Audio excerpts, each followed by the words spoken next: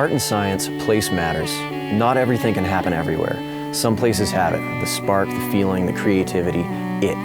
Whatever it is, you know it when you see it. When you think about why do people sort of gravitate to certain parts of the country or the parts of the world, different cities, different regions, it's because there's something different about that place. In a place that matters, everything is important to everything else. They call it synergy. When the right mix comes together, it can change everything. Well, you can't separate people from place. That's why place matters. And it's the experience of the place that informs people and their innovation. What does music have to do with science? What does learning have to do with living? And why can an absolute love of beers, bikes, and bands shape a place that in turn changes the world and the way it sees itself? If you think about it, creativity is sort of the opening, the widening of the funnel of all of the possibilities. So we open the lens very wide, we take in lots and lots of stuff.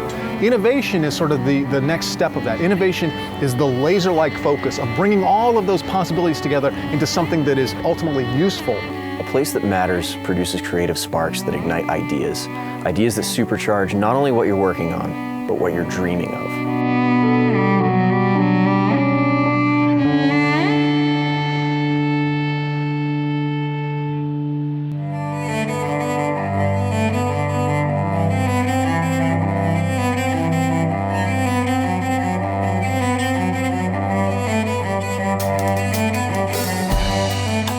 Innovation turns the unimaginable into something tangible.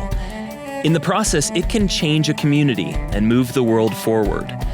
Regions recognized as innovation hubs or clusters attract people hoping to make a difference.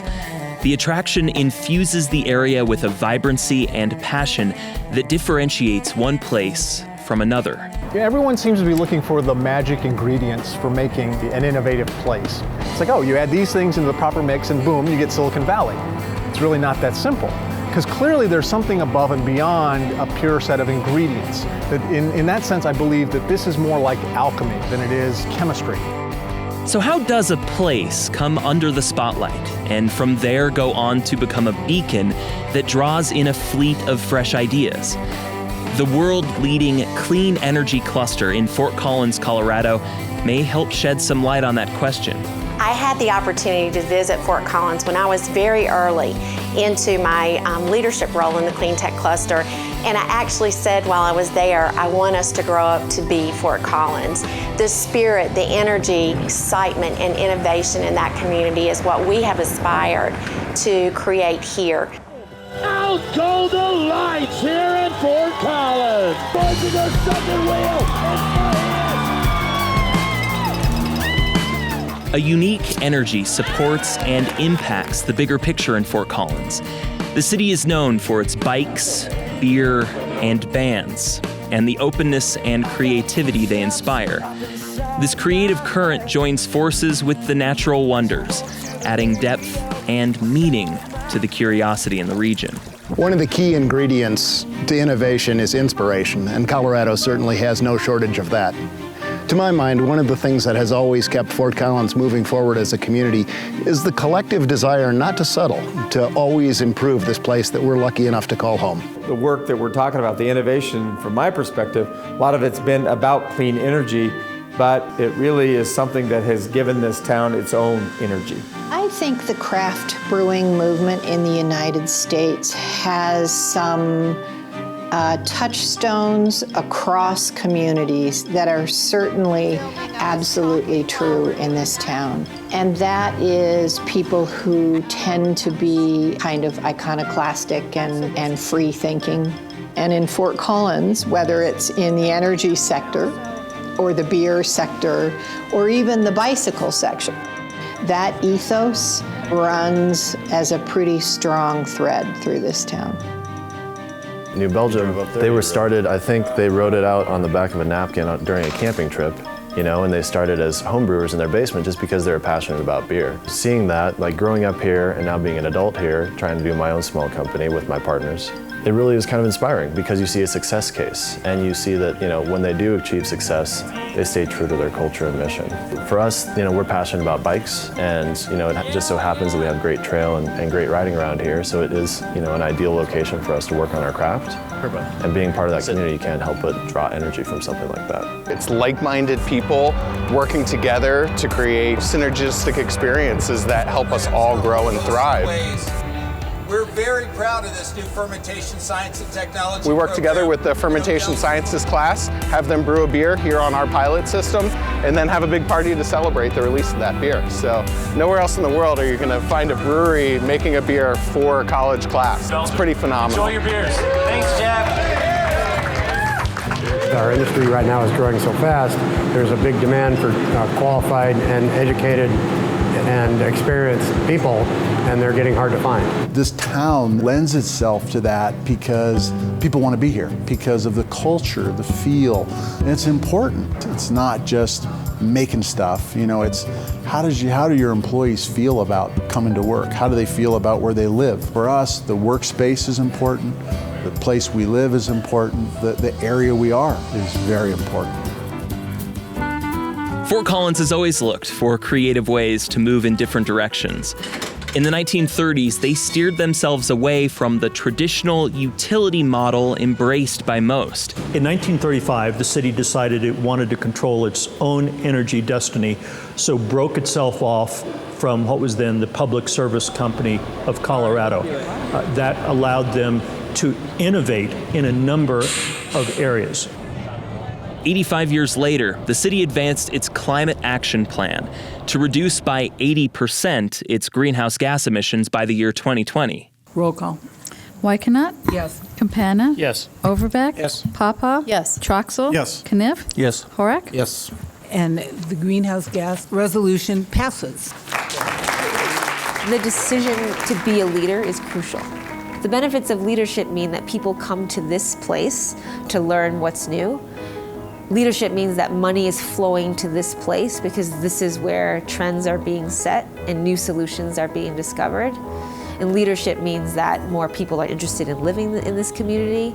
And if we can approach it in an innovative way and then reach outcomes that are transformative, then we've made a contribution not only to our community, but to other communities as well. Our primary purpose is to reduce the pollution and energy use from engines. Early in his journey, Brian Wilson went looking for a place to do research on large engines. Fort Collins, Colorado State, had this sort of cowboy mentality, a little bit frontier, but very much a can-do mentality, and that was really attractive to me. Thanks to an agreement between the city and the university, Brian turned a decommissioned coal-burning power plant into the nationally renowned Engines and Energy Conversion Lab. The building at that time had no heat, no restrooms, one circuit of electricity, and of the 3,500 windows, half of them were missing or gone. The Powerhouse Energy Campus is now open for impact. The Engines Lab grew to become the core of the Energy Institute at the Powerhouse campus, putting a roof over a wide variety of thought leaders and innovators. The solutions to the difficult problems that we face require interdisciplinary interaction and thought, and so it's really advantageous to us to be here with people from other disciplines, and we have the most to give when we're interacting with others. So we had a vision of a much more comprehensive approach to energy, one where we could bring in not only the scientists and the engineers, but also policy people, behavioral people, and really have a mashup in one area. Innovation is spawned in sort of a petri dish like that involves all these different people who respect the power of clean energy to build opportunities and to actually build out a clean energy economy. To inspire change and expand the reach of his program, Brian and his colleagues tapped into the creative current flowing through the community. 25 years ago, Old Town Fort Collins was not the place that it is today. It had some issues, but Coopersmiths, by bringing that brew pub concept into Old Town, revitalized and changed everything. So it makes perfect sense that Brian Wilson and the crew at the Powerhouse would come to here, to this very table, to talk about the big questions. What if? Why not? Can we change the world? The answer was sure. So then you create an environment where people know they have the freedom and the talent to move, but they choose not to. And you tell them, all right, I can get you the resources that you need to do the work that you want and have you live in a place that you really like with colleagues that make it a pretty stimulating place to be. Congratulations on having such a great campus in the Powerhouse. The success and daring of the Engines Lab set the tone for how Fort Collins imagined research, collaboration, and the future. We had developed a new technology for engines, for snowmobiles, that would dramatically reduce their pollution, and then recognized that that really had its most important impact in the developing world on the smoky, three-wheeled auto rickshaws and tuk-tuks that are used in places like the Philippines, India, Thailand. There wasn't research funding to pursue that work, but we recognized that there was a business opportunity.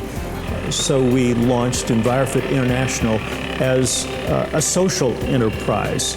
In 2007 at EnviroFit, we expanded our work into cook stoves. At that time, there was a narrative in the cook stove world that said, poor people use cook stoves, poor people need jobs, let's put poor people to work making their own cook stoves in their own village. And while very appealing, the result has been low-quality stoves that really don't improve health and don't reduce energy use. So we took this different mindset that says, let's do the best job of designing the product, let's figure out the best way to manufacture it, let's use the highest quality materials, and see if we can get to the point of impact.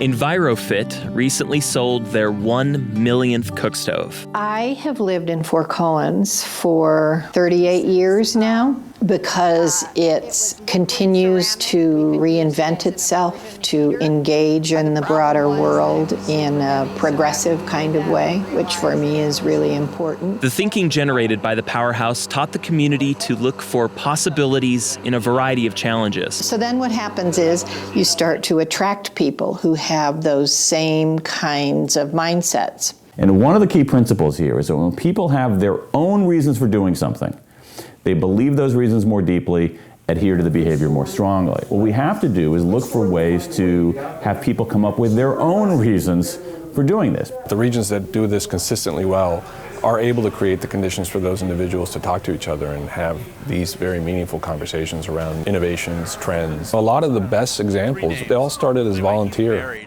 initiatives. People just gave their time to a certain idea. Fort Collins was no exception.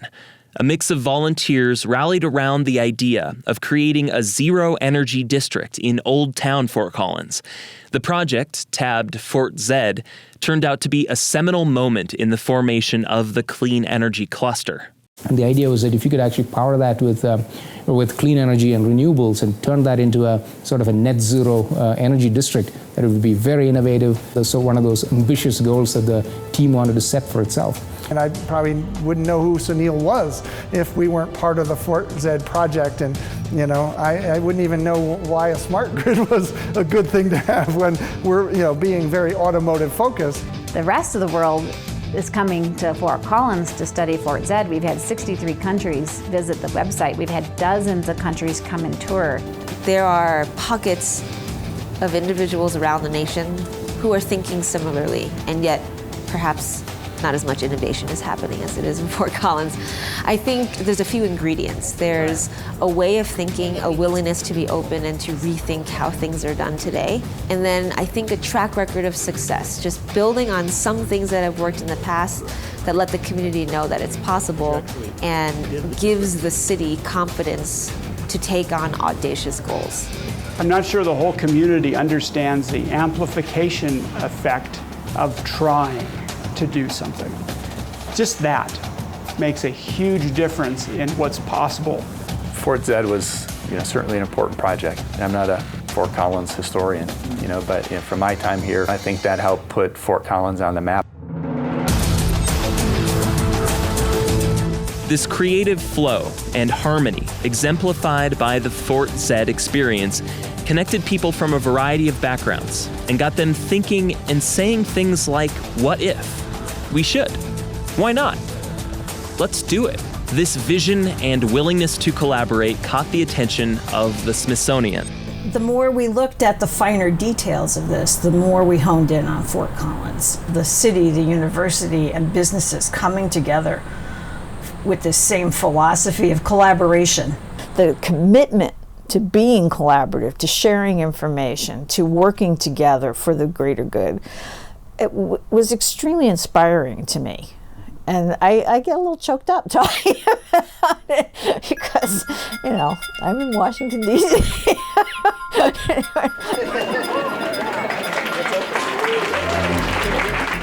The Lemelson Center within the American History Museum created an exhibit titled Places of Invention. Fort Collins joined 5 historical case studies. Hartford, Connecticut of the late 1800s, the story of machine tools, mass production, and precision engineering. Hollywood and the introduction of Technicolor in the 1930s. Minnesota's medical alley in the 50s and the first implantable pacemaker. The Bronx of the 70s for sparking hip-hop, and Silicon Valley of the 1970s for chips that changed our world. Places like these went on a straightforward pursuit of something new that would change everything else, everywhere else.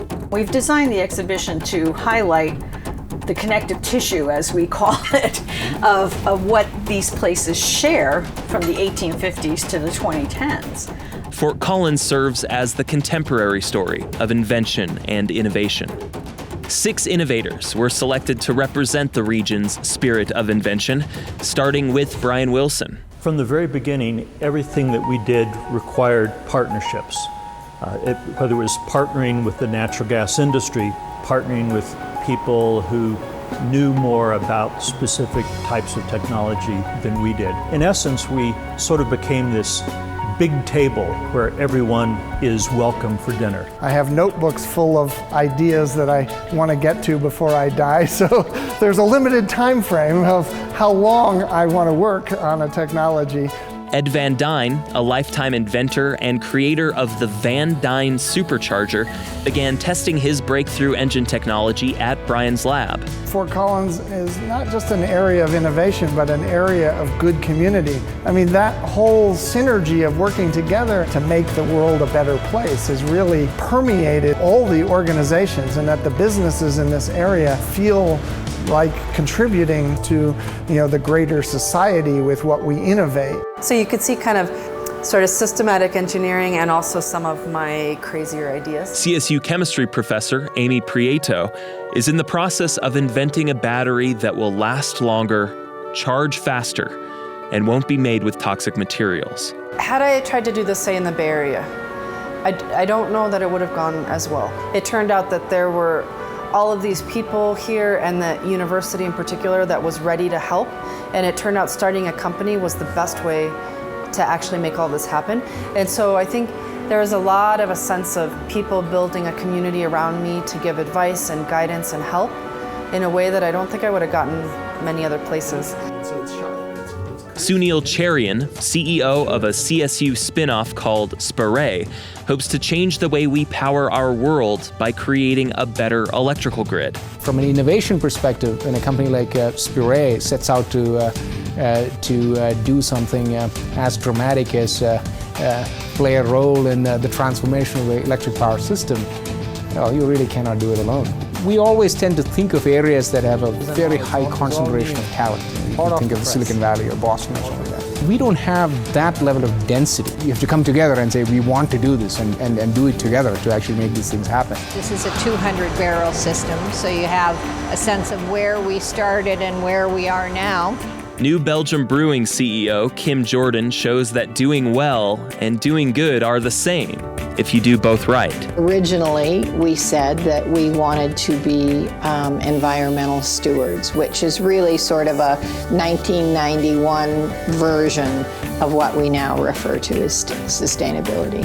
And pretty soon at New Belgium, we realized that we had a big enough practice in sustainability that we needed people to solely focus on making sure that we pull that throughout the company so that it's not just the Department of Sustainability's jobs, but it's everyone in the company's work to be thinking about how we can lessen our footprint on the planet. This is our what we call a smart building for smart grid. As a consultant on sustainability, Judy Dorsey exports the vision, optimism, and pragmatism that defines Fort Collins, making it part of everywhere else. Some of our most rewarding work right now is in applying sustainability in the Rust Belt or economically distressed areas.